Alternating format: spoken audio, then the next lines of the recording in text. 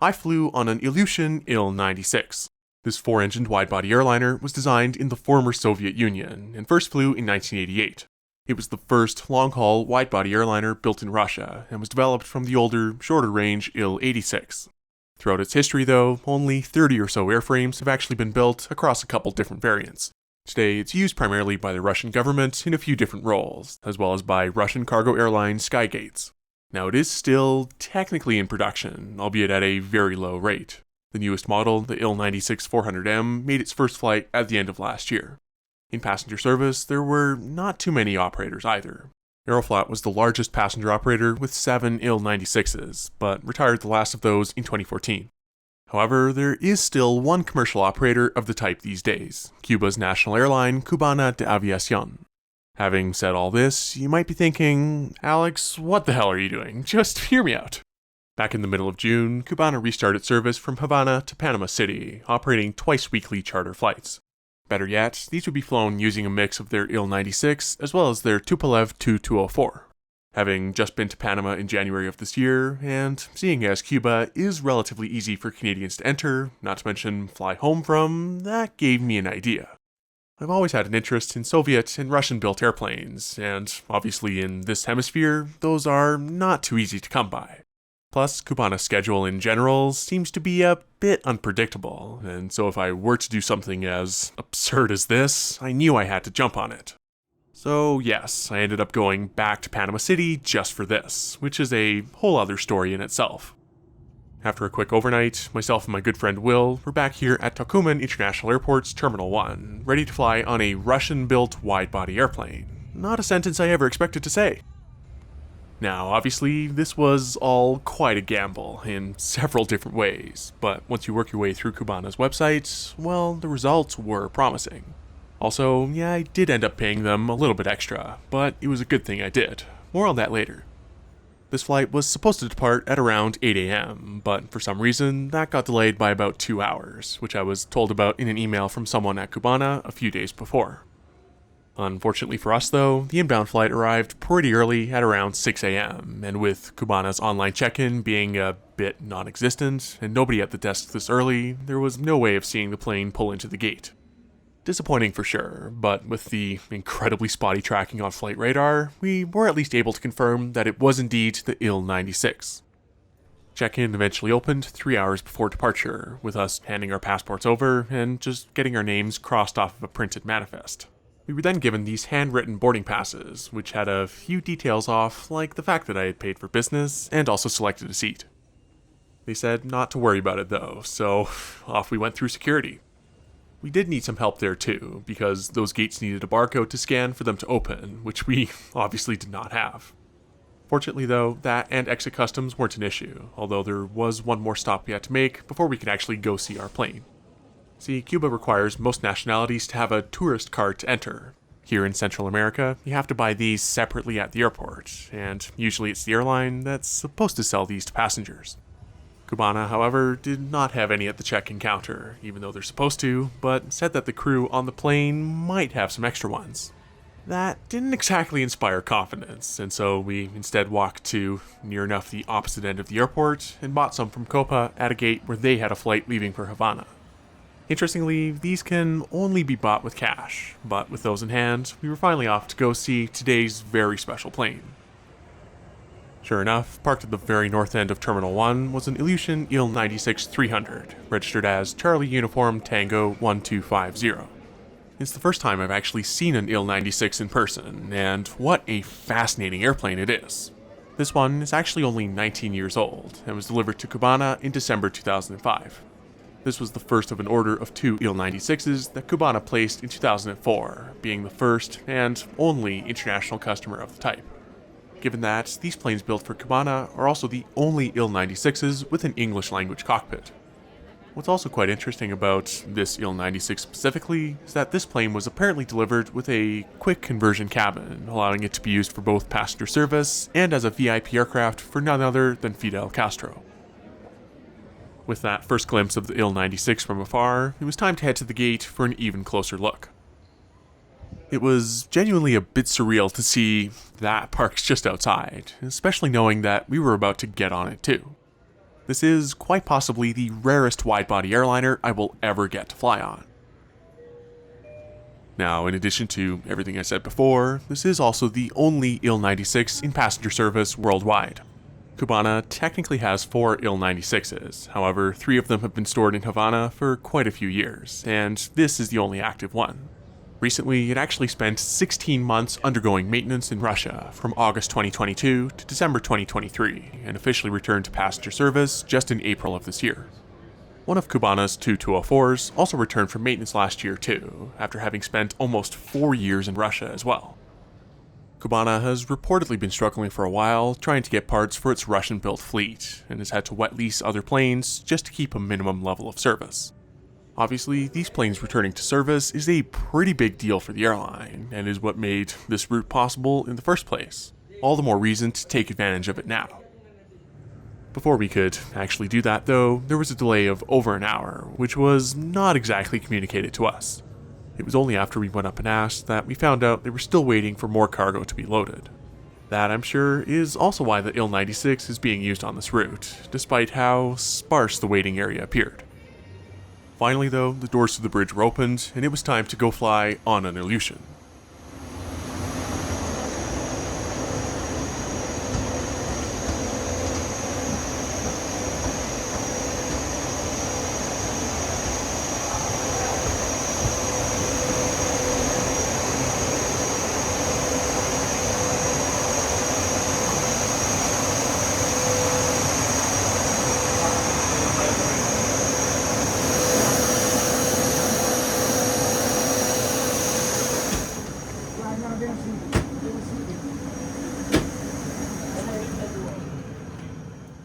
My seat for today's flight would be 8A, in the first row of Cubana's business class cabin. There was a bit of confusion at first because my boarding pass was wrong, but once the crew figured out that I was indeed the only paying passenger in business class, I was able to settle in quite comfortably with this fantastic view. What struck me right away is just how cavernous this plane feels without any overhead bins in the center. Up front here, business class has these 2 rows of recliner-style seats behind the second set of doors in a 2-2-2 configuration. Economy class is behind that, which I'll go look at once we're in the air. Already though, you can see quite a few other differences in the cabin here, namely the seatbelt and no smoking signs being on the sides of the cabin. There is also nothing above you, and the air vents are actually built into the wall or the seat in front. I knew I'd be well occupied for this flight just looking around at all the little details, but I think it's about time we turn our attention outside. The Il-96 is powered by 4 Aviadvigatel PS90 engines, which are the same type, also used on the 204 and the Il-76 transport. It wasn't long until the main cabin door was closed and the bridge was carefully pulled away while we were welcomed on board. Soon after, we were pushing back, and Cubana's bizarre safety video played. Please enjoy this exceptionally rare takeoff footage off of runway 03 right. Le invitamos a familiarizarse con alguno de nuestros equipos de seguridad. Mesdames et messieurs, nous sommes à bord d'une aéronef Il-96. Nuestra nave cuenta con 6 salidas de emergencia, 2 al frente, 2 en el medio y 2 al final. Estas salidas, ces issues comptent de 2 canons glissés et sont signalés par les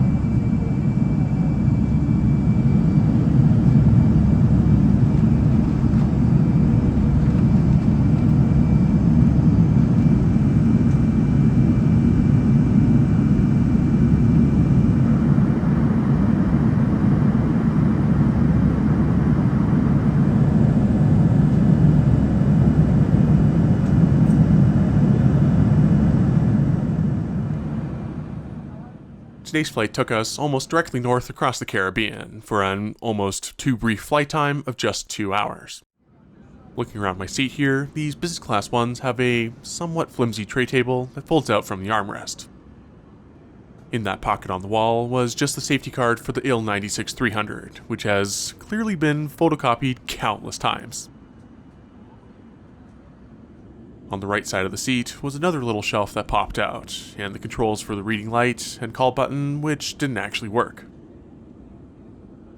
There's also this platform for drinks on the armrest between the seats, as well as universal power outlets below.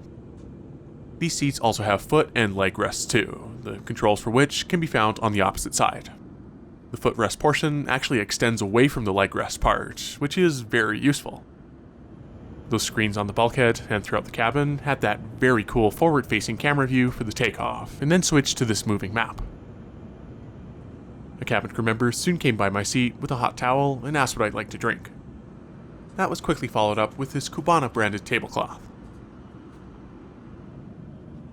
Not long after that, this meal tray appeared, which included a main course, some fruit, bread, a small slice of cake, some crackers, and some water in this nice Cubana glass. The cutlery also had their logo on it too. Now, this was not the best airline meal I've ever had. The ham was okay, but I couldn't finish the cheese, and if anyone knows what this was, do leave a comment. It tasted a bit like chicken, but I didn't have very much of it. The fruit didn't look the best either, but the mango was still good. Now the bread was pretty tasty, as was the butter, but this cake was almost inedibly dry. The cabin crew were friendly enough though, and they did offer me some more water about halfway through that. Economy class did get something too, in the form of a cheese and bread sandwich, some cookies, and some guava juice and water. Overall, not the greatest bit of airplane food. The crew did finish up the service quickly though, and offered me a cup of tea, which I gladly accepted. I took a couple minutes to drink that, before eventually getting up to take a much needed look around. Like I mentioned before, business class has 12 seats in 2 rows. However, almost all the other seats were occupied by Cubana employees, and seemingly enough pilots to fly 2 more Il-96s. Meanwhile, in economy class, well, this airplane was empty. By our count, there were just 15 or so paying passengers on board. The economy section here seats 208 in a 333 configuration, so you can do the math on the load factor from there. These economy seats are quite heavily padded and have clearly been reupholstered recently. The legroom does take a bit of a hit from that padding, but these seats all have 2 seatback pockets of their own and a bifold tray table. They also have a coat hook and those air vents built right into the seatback. That's also where the oxygen masks are stored, in the middle seatback for a section of 3 seats. Now here's the kicker. Because of the light load, plus however much cargo underneath, economy passengers were told they couldn't sit any further back than row 15, which still gets you a decent view, but is right over the wing. Poking around the cabin further back, it seems the ideal wing view can be found somewhere around row 21, although there are a few spots with missing windows in between rows 13 and 14 and rows 19 and 23. There are also some screens in economy too, but placed on these interesting crossbars at a couple points throughout the cabin. In the rear of the economy section, the cabin narrows a bit, and so the seats actually turn into a 3-2-3 configuration. At the very back of the Il-96, there is no galley, and instead they have 6 lavatories all right next to each other.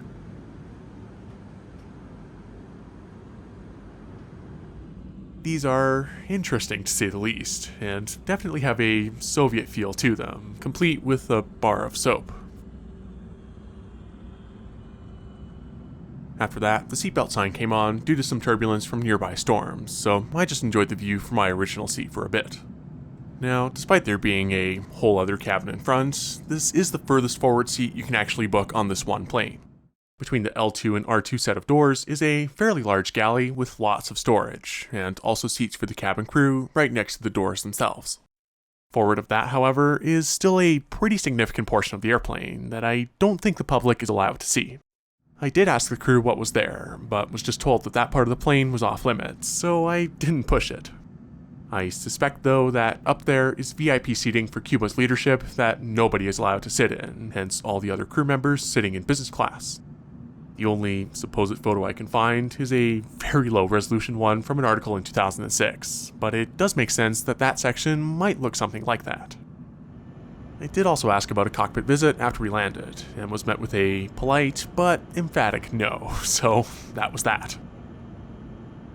The seatbelt sign went off again once we passed that cloud, so I got up one more time to get some more wing views on the right side of the plane. Further back, it is also possible to see the outboard engines.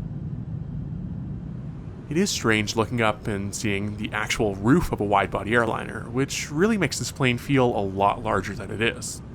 Center overhead bins would definitely change that, and even the existing ones aren't very deep. They are quite tall, so you could at least stack 2 bags on top of each other. Something else I noticed is that the economy seats can actually fold forward. Apparently, this is a quirk of many Soviet-designed airliners. All things considered, though, what an absolute treat to have gotten such a rare airplane almost to ourselves. From an AvGeek perspective, this is gonna be hard to beat. Unfortunately, by that point, our 2 hours on this wonderfully rare plane were almost up, and we were starting our descent into Havana.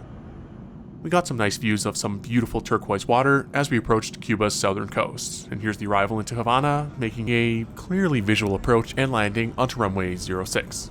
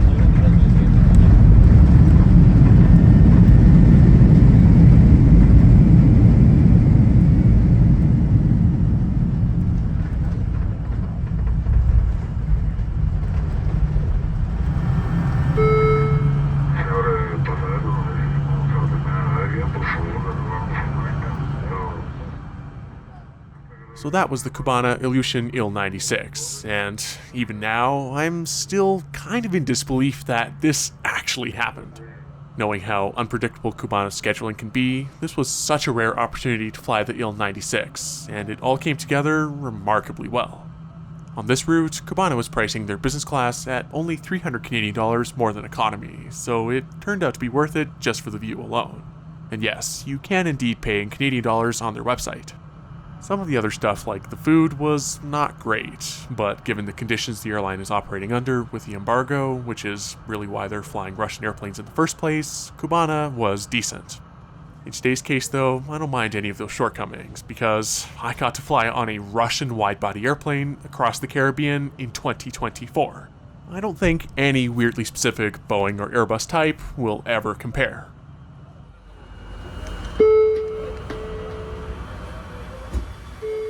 Thank you so much for watching this extra rare trip report on the Il-96, and I will see you next time.